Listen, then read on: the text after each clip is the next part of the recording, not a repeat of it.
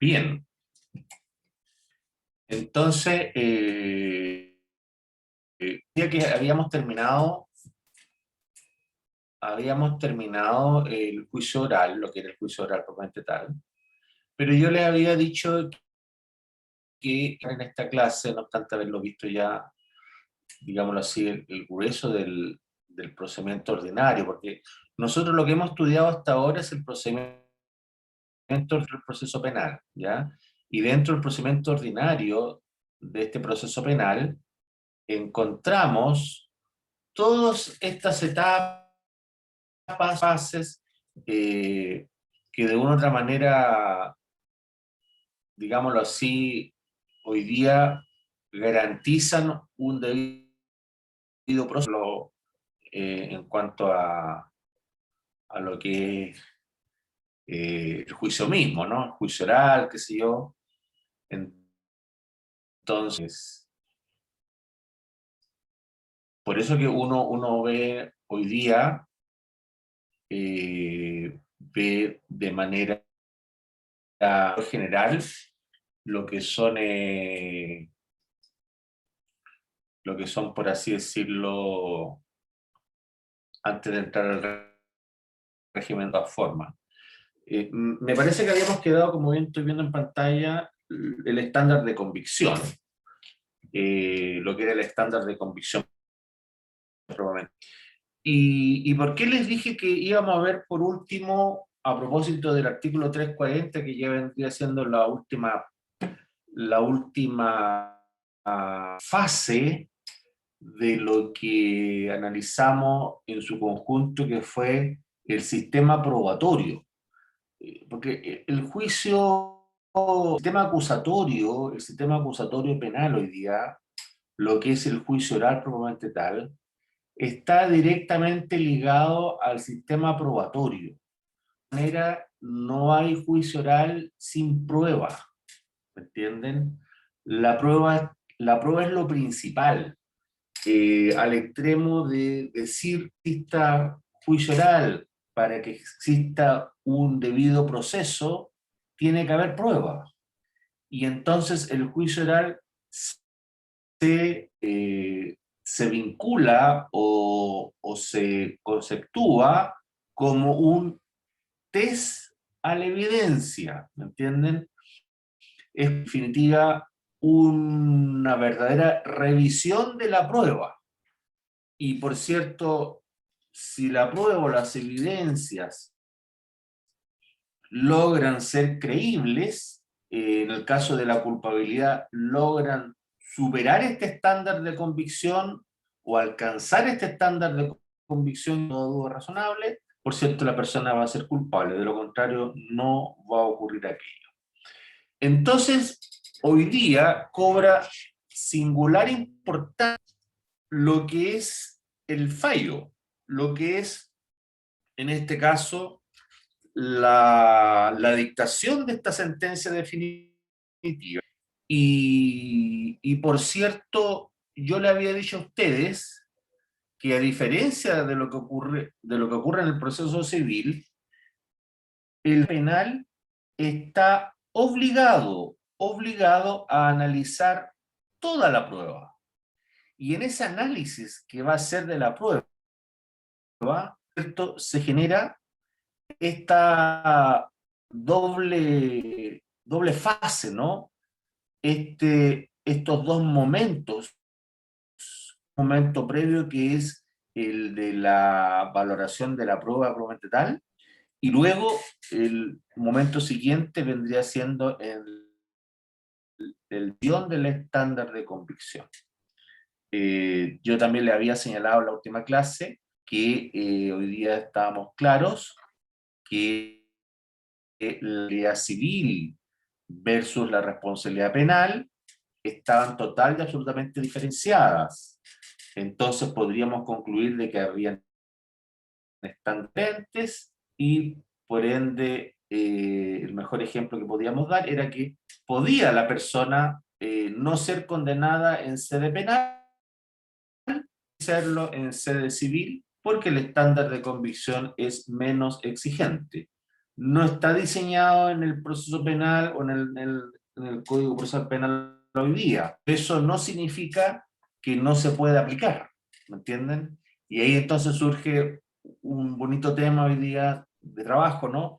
En cuanto a la elaboración de convicción, si sería solamente necesario la elaboración por vía jurisprudencial, por vía de estándar propiamente tal, o sería además conforme a nuestro ordenamiento jurídico que aparezca en formato de regla, como ocurre con el 340, que ya está definido en el Código Procesal Penal, pero solamente para la responsabilidad. ¿Ya? Dicho esto, entonces, la sentencia definitiva sí cobró una particular importancia. Va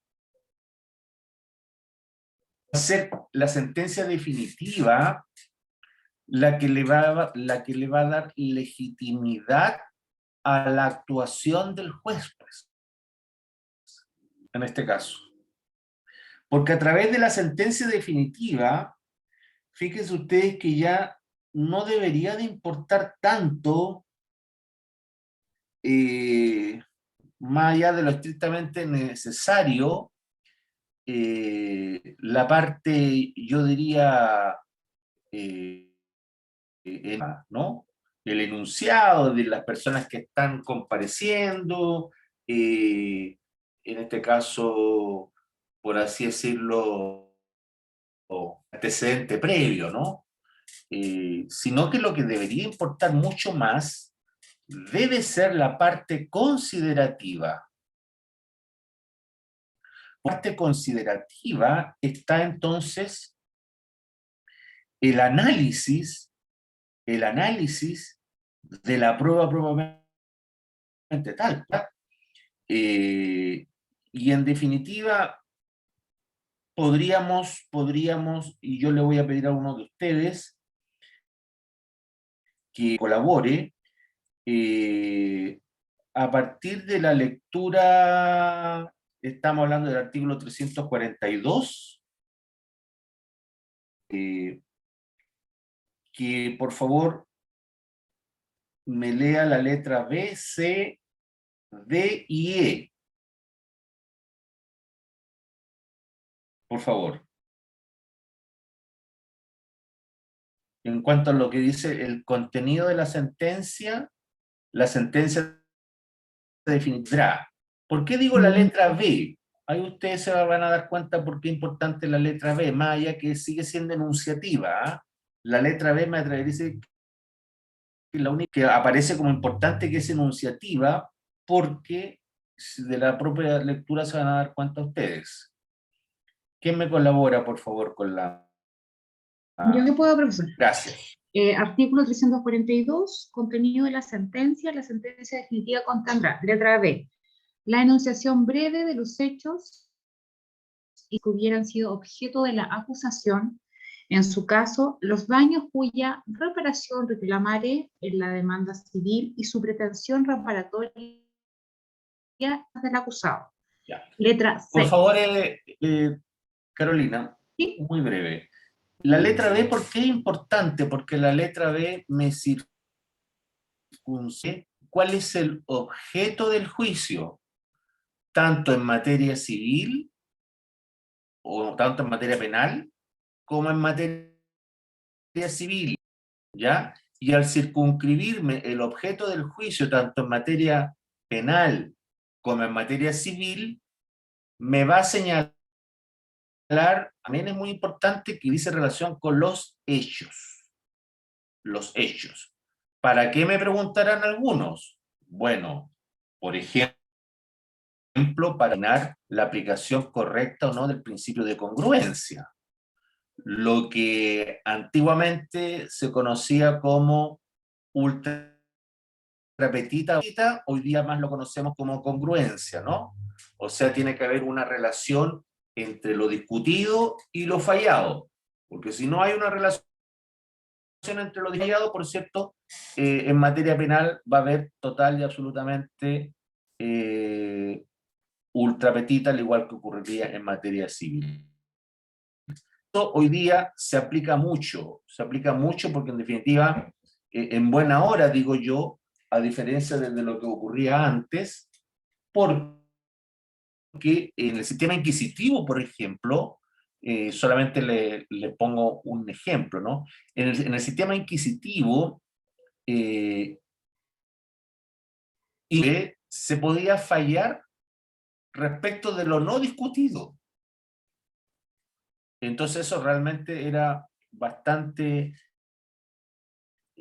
impropio, ¿no? O sea, ¿cómo el juez se le vamos a dar tanta competencia para que falle acerca de lo que no se discutió, por ejemplo, ¿no?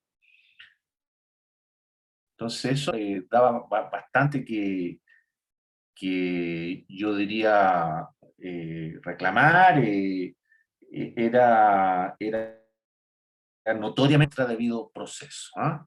Porque siempre el juez tiene que pronunciarse o debiera pronunciarse respecto de lo discutido y de lo fallado. Estoy refiriendo en concreto a lo que ocurría en segunda instancia en el sistema inquisitivo, donde por la vía de la apelación podía inclusive una corte de apelaciones pronunciarse acerca de lo no discutido, ¿ya? Y bueno, al de lo no discutido se entendía que debía de pronunciarse siempre a favor del condenado y no en contra del condenado. Ya a lo mejor había un límite, pero aún así no es común que se pronuncie un tribunal superior acerca de lo no discutido. Hago ese paréntesis para los efectos de entender que hoy día en el sistema acusatorio los hechos siguen siendo fundamentales y tiene que ver este principio de congruencia, este lazo entre los hechos y lo final fallado. Por favor, Carolina, la letra C. Letra C. La exposición clara, lógica de cada uno de los hechos y circunstancias que se dieran por aprobados. Fueron Probados. ellos Por probados. probados. Sí. Fueron ellos favorables o débiles al acusado y de la valoración de los medios de prueba que fundamentaren dichas conclusiones de acuerdo con lo dispuesto en el artículo 297. Ya. En la letra C, que sigue siendo acá, digámoslo, no sigue siendo, sino que a partir de la letra C vemos la parte considerada. En la letra C, propiamente, encontramos la apreciación, formal que debe hacer el juez respecto de toda la prueba,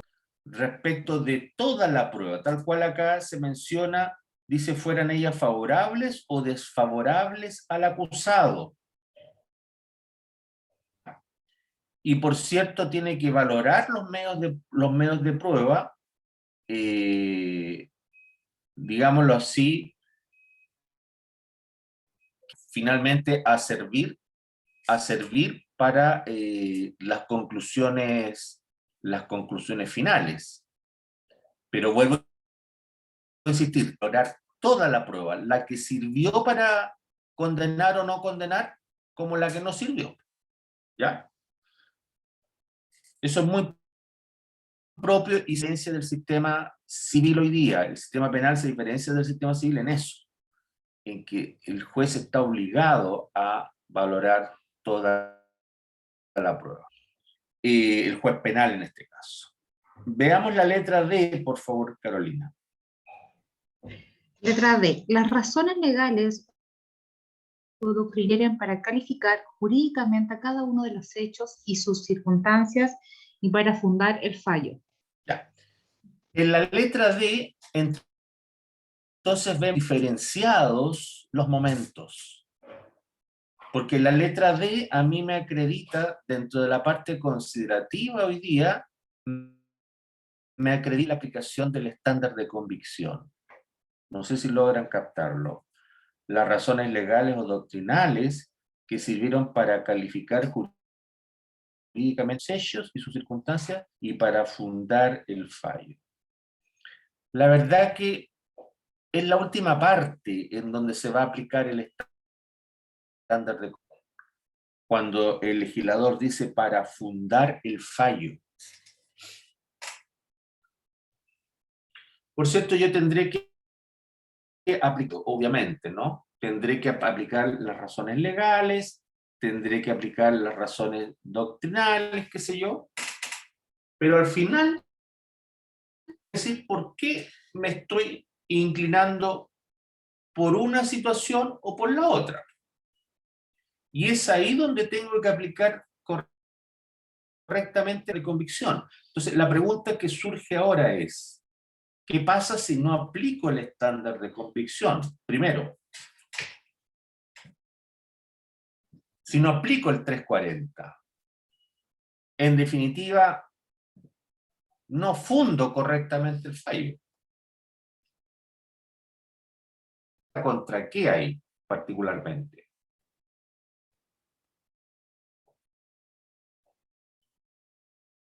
Con lo que hemos repetido tantas veces, se atenta contra el debido proceso.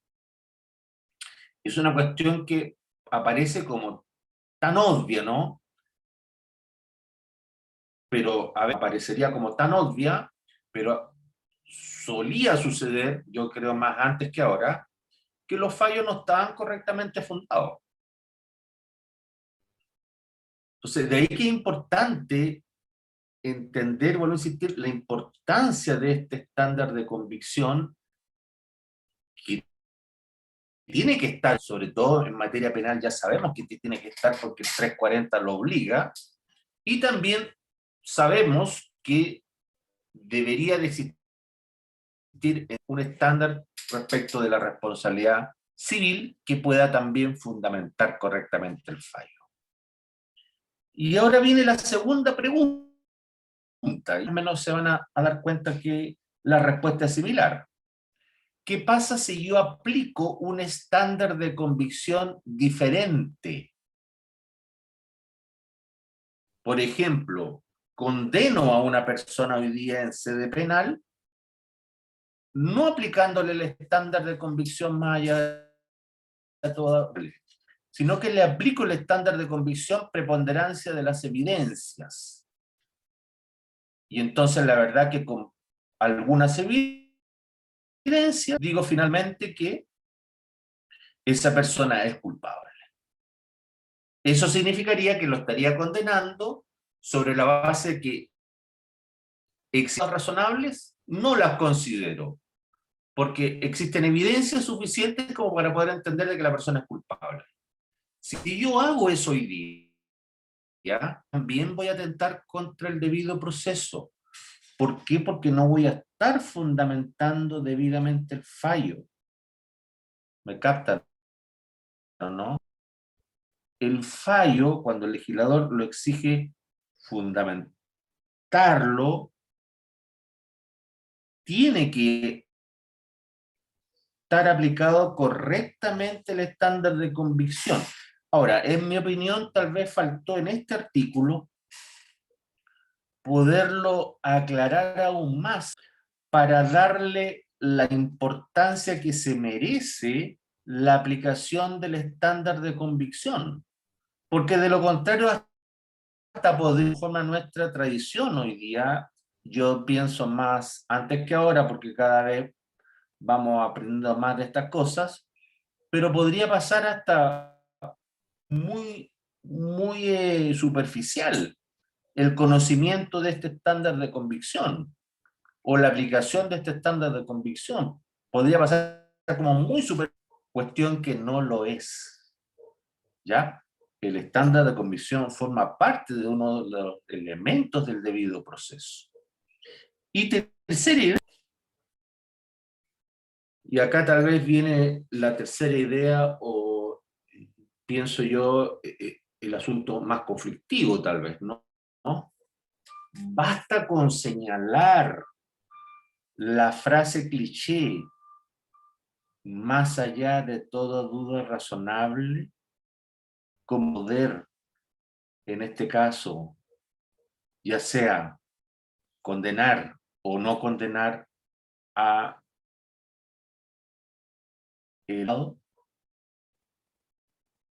porque suele suceder, y con eso yo me gustaría, voy a hacer no el intento, voy a enviarle, había quedado de enviarle fallos para que ustedes vieran ahí la aplicación del estándar de convicción, pero lo voy a hacer para que los hechos o la práctica analicen ustedes mismos si está aplicado correctamente o no el estándar de convicción, si está fundado el estándar de convicción, porque a lo que a nosotros nos debería de importar no es la reiteración de la frase, sino cómo el juez llegó a esa frase, cómo llegó a la aplicación de ese estándar. ¿Me entienden? Cómo el juez finalmente le explica al lector que no existen dudas razonables para no condenar.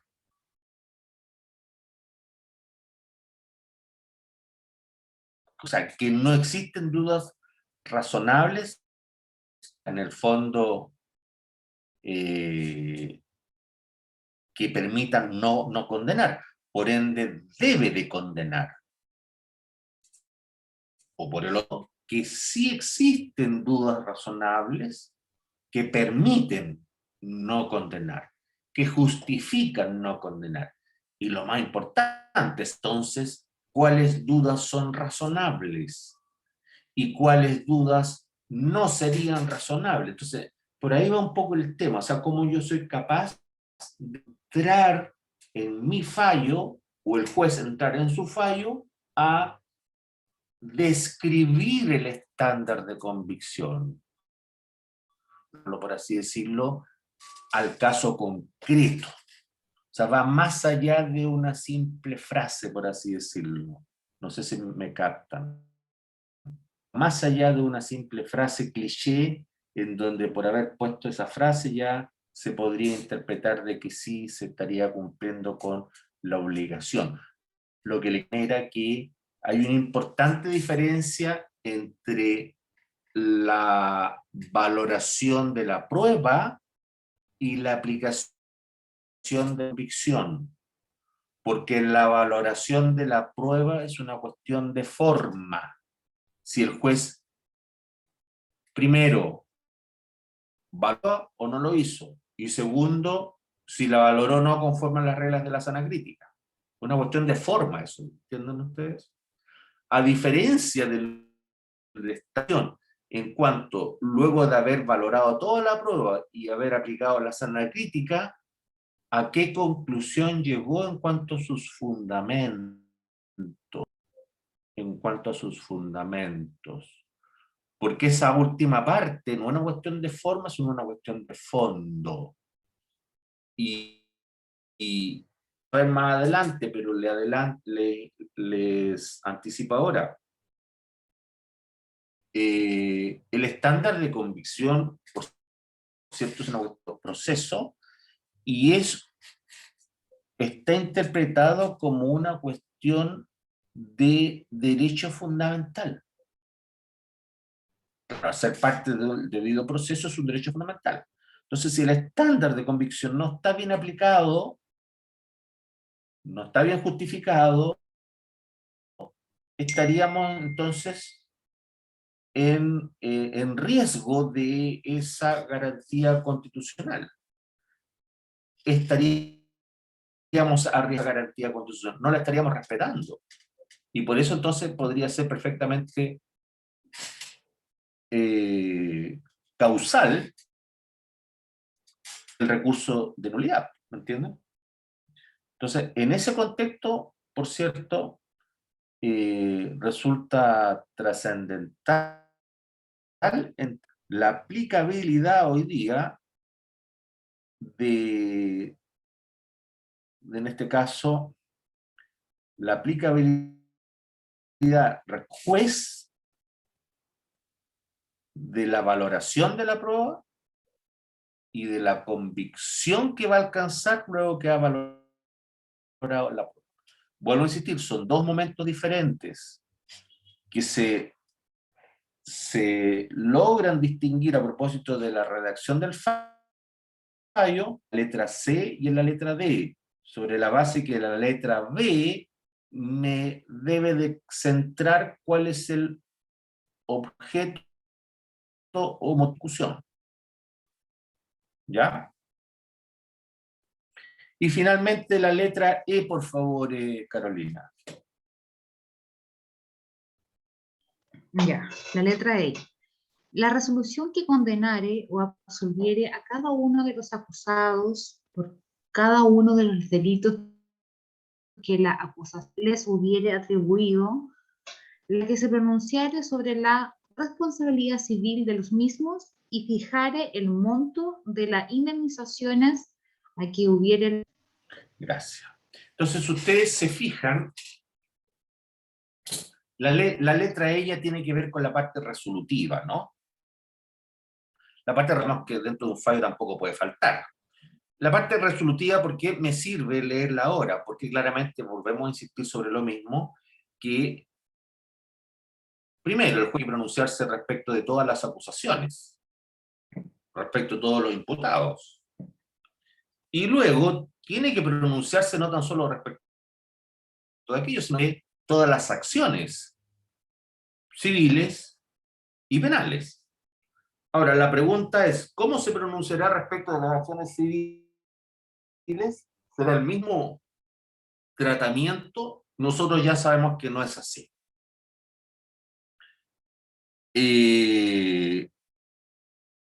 Ante la pregunta, ¿tiene que analizar toda la prueba en la acción civil también? Yo creo que sí, tiene que analizar toda la prueba también en la acción civil. La diferencia tiene que ver no tanto con la parte valorativa de la prueba, sino que tiene que ver con el estándar de convicción que tantas veces lo he repetido, porque no es un concepto nuevo, es un concepto que no se maneja en nuestros países vecinos. El de derecho comparado, yo le diría que el derecho continental europeo no lo maneja bien, no lo domina, porque esto es un concepto que viene del derecho anglosajón, es un concepto que viene del derecho americano, ¿ya? Entonces, no se maneja el concepto hoy día. ¿Y por qué no se maneja bien, entre otras cosas también? Porque el origen de este concepto no es un origen codificado, sino que es un origen que se fundamenta en el precedente. O sea, la norma jurídica surge a partir del precedente. Por eso que se dice hoy día que la norma jurídica viene en formato de regla, como también en formato de estándar de convicción. ¿Me captan? Entonces el estándar de convicción está mucho más cercano no a lo codificado, mucho más cercano a lo que entendemos nosotros como precedente, que tiene que ver con la dictación del fallo, ¿no? Que en el fondo, en mi opinión, ha hecho de que el estándar de convicción no sea muy bien considerado por nuestros jueces, porque ciertamente el estándar de convicción lo que hace, más bien yo diría, de una otra forma, es, digámoslo así,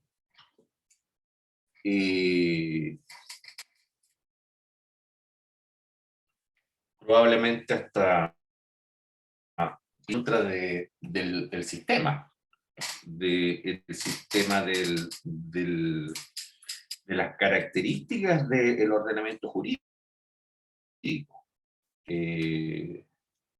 Claro, porque nuestro ordenamiento jurídico se basa en el texto previo, ¿no? En la norma general, en la ley previa, ¿no? No se basa en el precedente. Y el estándar de convicción se relaciona con el precedente. Pero pienso que ambas cosas pueden convivir. Yo creo que hay que tratar en lo posible de hacerlas convivir y que, digámoslo así, tenemos que potenciar lo que resulta mejor que estamos nosotros en toda nuestra legislación. Potenciar, ver las virtudes más que los defectos. ¿Me captan? ¿Y cuál seríamos tener en la aplicación del estándar de convicción? Bueno, de partida, si está codificado, ya el juez no lo va a poder desechar. Tiene que, sí o sí, a propósito del 340, el estándar de convicción más allá de toda duda razonable. Y bueno, si es por creación jurídica, como lo sería en cuanto al estándar civil, ahí podría sufrir más vaivenes, ¿no? Pero lo que debiera de importar no es tanto lo que está escrito en el código, sino que lo que nos debería de importar más es que nos convence la aplicación de lo que está escrito en el código, o la aplicación o la fundamentación de ese fallo, porque eso es lo que va a legitimar a la función judicial, que ya sabemos de un tiempo a esta fecha, no está muy legitimada precisamente porque ya lo que se entiende es que todo está tan estructurado que son las estructuras las que importan más por sobre las cosas, la forma importa más con respecto al fondo. Por eso dije el fallo, cuidado con el fallo, porque más allá de cumplir con la parte conservativa y con la parte resolutiva, lo que interesa, más allá de cumplir con esas tres partes, lo que interesa es cómo yo voy armando mi fallo, cómo yo voy, en definitiva, convenciendo al lector que la decisión no fue la verdadera, sino que la decisión más se logró, eh, o la decisión es la que permite llegar a la conclusión a cómo ocurrieron los hechos con un margen de error menor, por así decirlo. Yo logro reproducir los hechos con un margen de error menor. No voy a llegar a la verdad de los hechos, porque eso es imposible. Eso es dogma. Y nosotros ya no deberíamos por dogmas, sino que deberíamos estar por realidades, en este caso, situaciones fácticas, por cuestiones de prueba. No sé si tienen alguna duda en lo que les acabo de mencionar. Me gustaría que preguntaran, porque esta cosa, yo sé que de un día para otro cuesta a veces entenderlo, y es nuevo, relativamente nuevo, ya llevamos hablando 20 años acá en Chile de esto, entonces ya no es tan nuevo como antes al menos.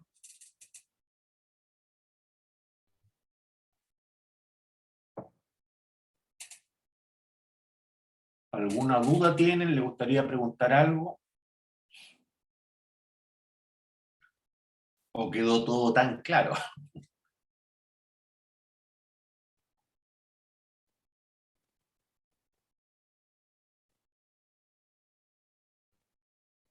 ¿Mm?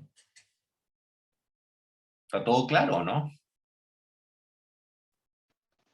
Va quedando claro, profesor, pero yo creo que mis compañeros también, hay que volver a repasar, a lo mejor escuchar el audio, leer nuevamente el artículo para ir eh, interiorizando y ante la duda yo creo que si surgen a lo mejor le preguntaríamos también.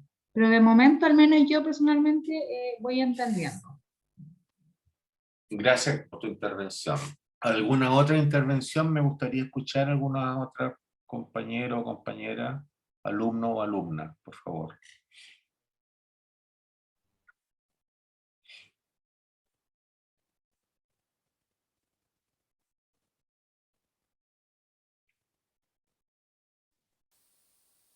Profesor, bueno, me perdí un poco en la última parte. Por si podría repetirlo, por favor. ¿Quién intervino, perdón, con para saber? Javiera. Javiera. Javiera Sánchez. Ya. ¿Te perdiste en qué parte, Javiera? Como para poder hilar la idea. O volver Eh, a la idea. Casi la última, como la última idea que mencionó, y ahí ¿Ya? como que me Eh, perdí un poco. ¿Y cuál sería esa última idea? Porque la verdad que como está todo tan relacionado, finalmente no logre. Si me ayudas como para poder yo explicarte Más o bien. menos lo que era eh, llegaba el juez, creo, al estándar de De convicción. convicción, ya, ok, perfecto. De ahí en Sí, adelante. sí, es una cuestión, porque es una... Bueno, de partida ustedes tienen que entender que hoy día, para el juez, más partes, para el juez, el fallo no es una cuestión menor, porque el fallo tiene que convencer, y tiene que convencer porque hoy día más que antes exige el derecho al debido proceso. Hoy día el debido proceso, el derecho al debido proceso es una garantía fundamental. Veíamos desde un comienzo que está dentro de las tres garantías fundamentales más importantes: el derecho a la vida, el derecho a la libertad y el derecho al debido proceso. Ahora, dicho eso, entonces, todo lo que estamos hablando acerca de lo que dice el 342 del Código Procesal Penal, se vincula con lo que es la argumentación jurídica, con lo que es la argumentación del fallo, con la parte más bien considerativa del fallo. Ahora, en esa parte argumentativa del fallo, en esa parte considerativa del fallo, hay dos momentos diferentes. Está el momento de la valoración de la prueba, en donde el juez va a aplicar las reglas de la sana crítica, en este caso concreto, ¿verdad? Y tiene que valorar toda la prueba, la que le sirva o la que no le sirva, para su conclusión final. Y luego de haber hecho ese análisis, si quieren ustedes, de forma, o ese análisis estructurado, ¿no? Analizo esta prueba, esta otra, cómo aplico la regla de la sana crítica en esta prueba, en esta otra, luego que haya hecho ese proceso más o menos estructurado, ¿no? Viene la segunda etapa a la cual yo hacía mención, que ya es más de argumentación propiamente tal, y que se refiere a la aplicación del estándar de convicción. Lo que dice para nosotros el legislador hoy día, lo califica como, aludiendo a la letra D del 342, dice: cada uno de los hechos y sus circunstancias, y para fundar las razones que le sirvan para fundar el fallo. ¿Me entienden? Y cuando hablamos de razones fundar el fallo, en definitiva estamos hablando de la aplicación de este estándar de convicción. Entonces, o acá es donde corresponde indicar que finalmente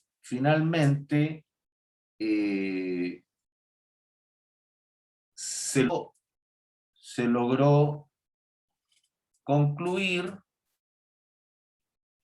que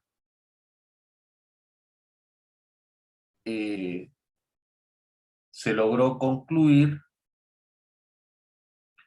que lo señalado por la defensa respecto del imputado en cuanto a que efectivamente el día tanto, a tal hora, no se encontraba en el lugar de los hechos,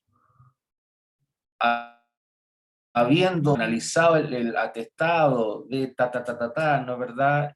O el testimonio de más, en este caso, más los otros medios de prueba aportados, como podríamos aludir a fotografía, a filmaciones, etcétera, etcétera, etcétera, es posible entonces entender de que resulta razonable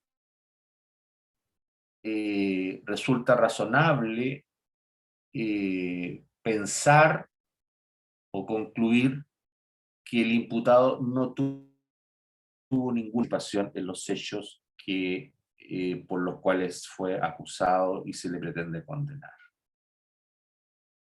Entonces, a lo que voy yo finalmente es que más allá de repetir la frase cliché, más allá de toda duda razonable, esa frase debería el juez de desmenuzarla y señalar por qué las dudas son razonables y le permiten no condenar, y por qué finalmente las dudas que intentó introducir la defensa no resultan razonables y por ende finalmente con la prueba aportada por el Ministerio Público es posible condenar.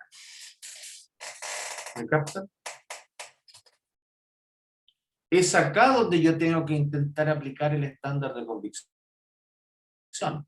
a partir de lo que me dice el 340 respecto de la responsabilidad penal.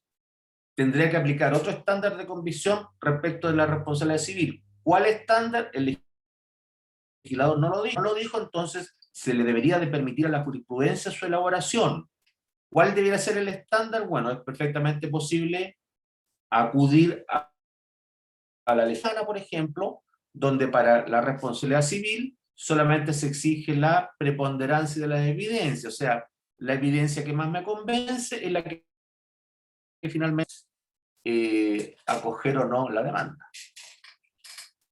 ¿Me captan o no? Por ahí va un poco el tema.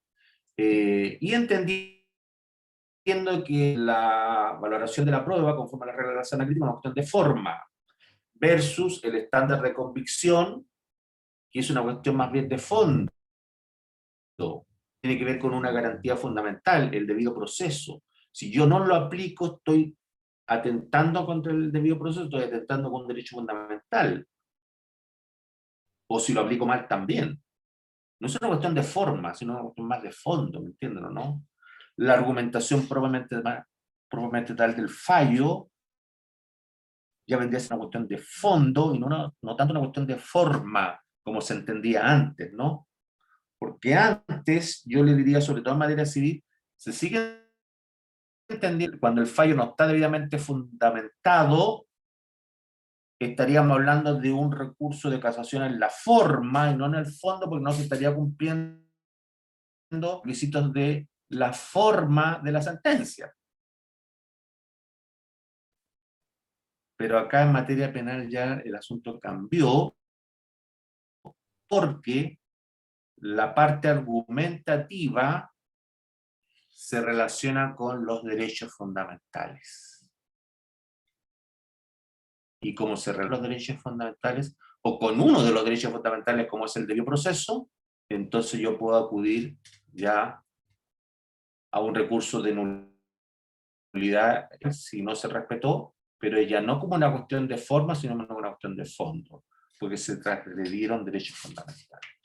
Eso un poco fue lo que quise decir, lo estoy complementando más ahora. ¿Se entendió?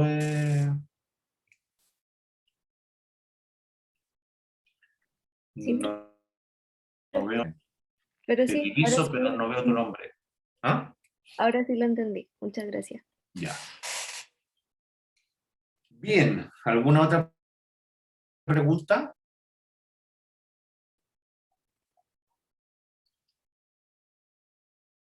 ¿Quedó claro, no?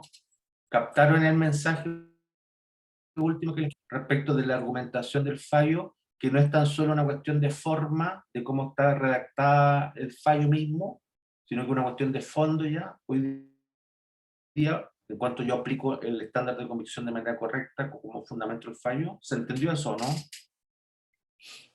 Que no tiene que ver con que si yo respeté o no el 340 y tal,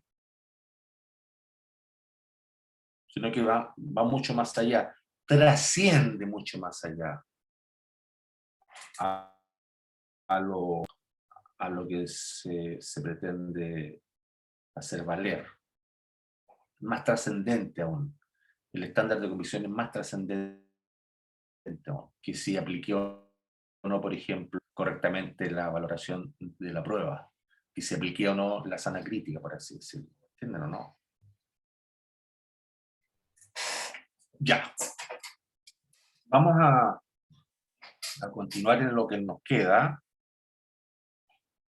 agradeciendo su por haberme esperado, ¿no?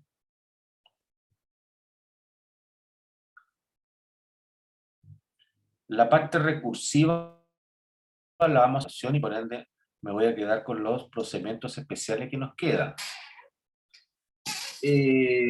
Más allá de ir a lo que es porque el código, vuelvo a insistir, el código ustedes lo van a leer en su momento, lo van a estudiar, si les gusta la parte penal, se lo van a saber muy bien, y por ahí a mí no me interesa tanto si nos sabemos o no la disposición del código, ¿me entienden? Sino que a mí lo que me interesa es que ustedes entiendan cómo opera el sistema, porque si entienden cómo opera el sistema, la verdad es que cuando les hablen de procedimiento abreviado, ustedes ya van a captar por qué existe el procedimiento abreviado, por qué procedimiento abreviado, ¿ya? Lo primero que habría que decir, como primera cuestión, y ya lo he reiterado varias veces, nuestro sistema acusatorio está diseñado sobre la lógica, mecanismos alternativos de solución de conflictos. ¿Cuáles son esos mecanismos alternativos de solución de conflictos? En su momento vimos los mecanismos de selectividad, ¿no es verdad? Por ejemplo, voy a aludir a esta conocido, o está en este caso reconocido como un mecanismo de selectividad, la aplicación del principio de oportunidad, ¿no es verdad? El principio de oportunidad, que es lo más correcto que había que decir en la última prueba que tuvieron, ¿no? Había que justificar ese principio de oportunidad que se estaba dando, porque el hechor, entre otras cosas, si bien la confesión no es un medio de prueba, pero se daba todo, la fiscalía tenía todo como para poder, en este caso, decir que efectivamente esa parte del imputado, si iba a juicio, iba a ser condenado. Había mucha probabilidad de que fuera condenado. Y por ende, lo más probable que era que también el día que tenía el tema en discusión, estábamos hablando de un hurto, ¿no? Era posible aplicar ese mecanismo selectivo, el principio de oportunidad. ¿Ya? Después están las salidas alternativas, que por ahí están relacionadas unas con otras. Porque claro, acepté también algunos en la prueba cuando me hablan de la suspensión condicional del procedimiento. ¿Ya?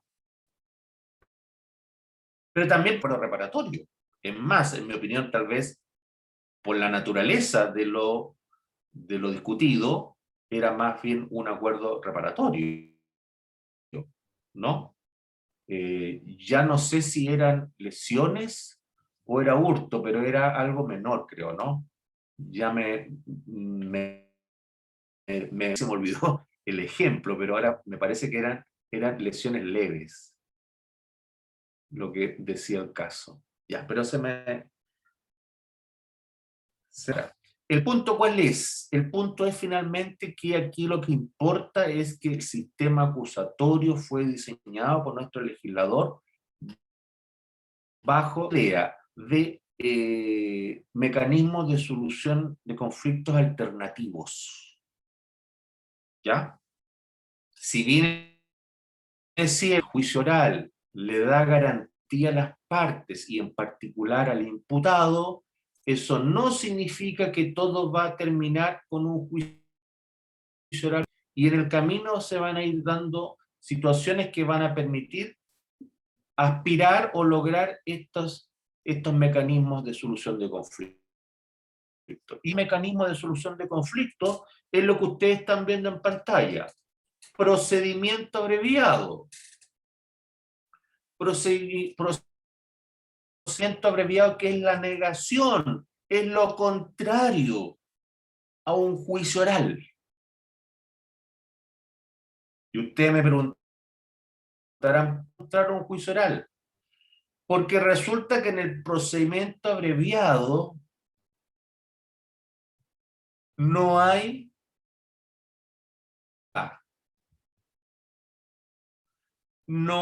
propiamente tal debate o conflicto entre las partes. Dulce lo que caracteriza al juicio oral, que es la existencia de dos partes que están en su prueba. No se produce esta característica adversarial propia del sistema acusatorio y que se refleja en el juicio oral propiamente tal, o se manifiesta en tal. No existe eso acá. ¿Qué es lo que se genera con el procedimiento abreviado? Con el procedimiento que se genera son aceptación de hechos por parte del imputado. ¿De qué hechos? De los que investigó el fiscal. Y ustedes me preguntarán por qué el imputado acepta. El imputado, porque en definitiva, el fiscal está ofertando una menor pena que le corría si va a juicio oral y es condenado. Y la pregunta que habría que hacerse es, ¿esto el Ministerio Público lo hace por una persona? ¿Qué piensan ustedes?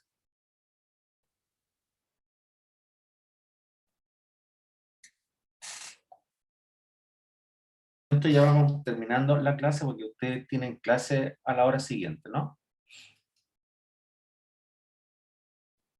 ¿Qué piensan ustedes? ¿Es buena persona?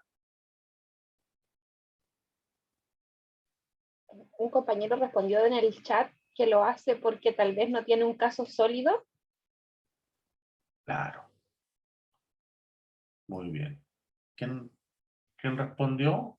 ¿Bernardo? Bernardo, sí, en el chat. Bernardo. Claro. Muy bien. Muy bien, Bernardo. Efectivamente es así, pues. Entonces se da mucho en las escenas cuando el fiscal llega a un acuerdo con la defensa, porque finalmente el fiscal tampoco tenía le faltaban evidencias probablemente. Y como le faltaban evidencias, prefiere, en este caso, otorgarle al imputado una salida diferente, se va a quedar con la condena, de todas maneras servir, pero una condena más chiquita porque en el fondo sabe que arriesga que en el juicio oral el imputado sea declarado no culpable. Y acá viene la siguiente pregunta, que yo sé que es la más compleja para ustedes, pero menos importante, yo diría tal vez la más importante.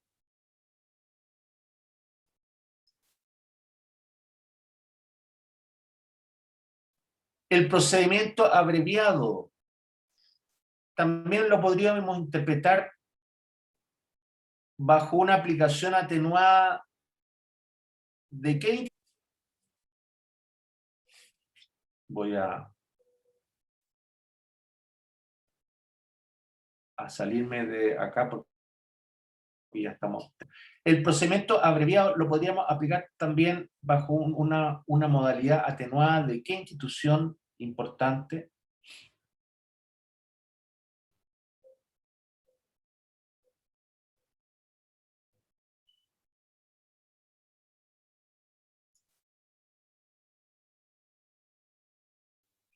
Coloqué ahí el chat por si alguien quiere contestar por el chat.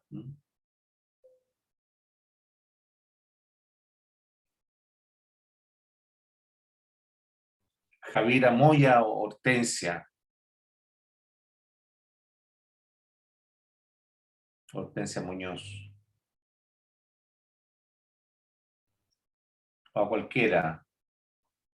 Danisa, Faúndes, Tamara, Cristian, Paloma, Nataliel, Jason. ¿Qué podría hacer el fiscal? Ahí me responde, dice principios de legalidad. Anda cerca, Carolina, pero no es eso. Tampoco, ya. Alguien me puso ahí conciliación. Paloma, a ver, dime. Principio de oportunidad. ¿Por qué principio de oportunidad, Paloma? Está correcta tu respuesta, pero ¿por qué? Porque al no tener un caso sólido, el fiscal podría decidir no perseverar en no investigar. Sí, podríamos interpretarlo así. Efectivamente, el fiscal va a hacer uso de sus facultades discrecionales, ¿no es verdad? Y podría interpretarse como una atenuación del principio de oportunidad. Pero fíjate tú que en esto se ha interpretado por los fiscales mismos, ¿no? Que en definitiva lo que hacen es negociar. Negocian con el imputado. Y negocian porque resulta que el imputado les va a servir para otro juicio. Le va a servir como testigo juicio. ¿Me entienden? Donde la persona perseguida en el otro juicio probablemente va a ser alguien que cometió un delito más importante. Sobre todo me estoy refiriendo a estos delitos que son cometidos en asociaciones, ¿no? Por ejemplo, el delito de tráfico de estupefacientes, donde hay toda una organización detrás, donde muchas veces cuesta llegar al cerebro de todo esto, ¿no? Al jefe, por así decirlo. Entonces, efectivamente, podríamos interpretar que este procedimiento abreviado vendría siendo una aplicación atenuada del principio de oportunidad y en cuanto a tal, claro, es una excepción al principio de legalidad, pero entiéndase bien, no es que no sea legal, es legal porque la ley lo permite, sino que lo que en el fondo es la regla general es llegar a juicio teniendo un acusado. Y punto de vista, entonces, es una excepción al principio de legalidad también el procedimiento abreviado, ¿me entienden? Porque el fiscal, ¿qué es lo que va a hacer? El fiscal le va a decir al juez de garantía se cumplen los requisitos y yo lo que quiero es que esta persona, yo la voy a acusar, pero la pena máxima va a ser de 5 años. El delito tenga como pena máxima 7 u 8 años. Pero yo hasta 5 años nomás. Y entonces el juez de garantía va a quedar capturado con esa oferta que le hizo el fiscal a el imputado. Pero cuidado, que acá viene otra parte, que no se aplica mucho en la práctica, pero está dentro de las posibilidades. El juez de garantía, si bien es cierto, queda capturado a poder condenar a más, pero no queda impedido, luego de observar los antecedentes que no fueron probados, solamente lo observa, los lee, podría perfectamente llegar a la conclusión de que el imputado no es culpable. El problema que se genera acá, se lo digo enseguida, es que lamentablemente porque es un error, en estos procedimientos se aplica el estándar de convicción y no debiera aplicarse porque nunca hubo prueba, nunca hubo juicio propiamente tal. Entonces, ¿cómo yo me voy a convencerme de algo si no ha habido juicio? Yo leí antes nada más. No me podría convencer si no hubo juicio propiamente tal. Entonces ahí se genera una dicotomía, en mi opinión, que no debería de aplicarse el estándar de convicción en el procedimiento abreviado. Y según vamos a ver después, es el único fallo que permite uso de apelación. Precisamente por lo mismo que le estoy diciendo, porque nunca se discutieron los hechos. ¿Ya? Nunca se debatió acerca de los hechos.